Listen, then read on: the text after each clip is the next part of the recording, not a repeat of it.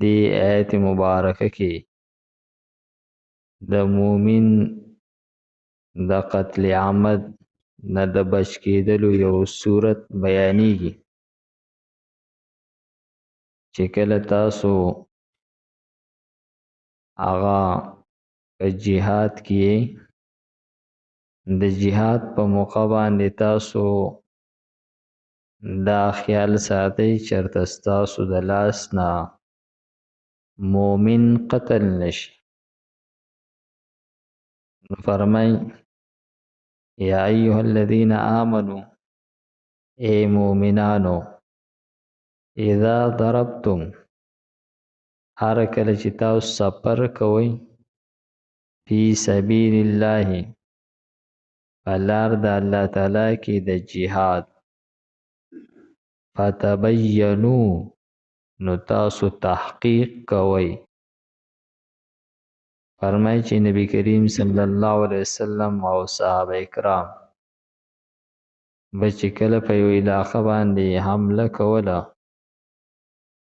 نو په سحر کې به حمله کوله لاول باغوی انتظار کولو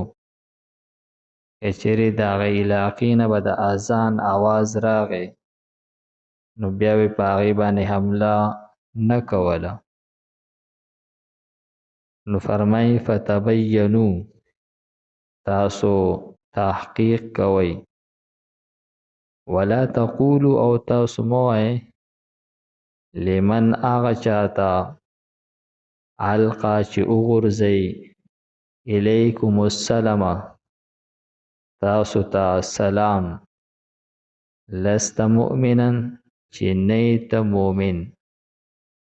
روایتونو کی رازی چی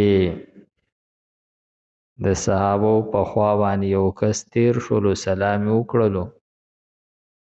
نو صحابه وی چې دا کس مومن نه دی او د یو هیله وکړله د خپل جان او د خپل مال د محفوظ کولو دپاره نو هغه صحابه قتل کو. او یو روایت کې راځي چې اسامه ابن زید رضی الله تعالی عنہ نبی علیہ السلام یو سریه باندې په یو جهاد په یو ټولی کې لېږلی و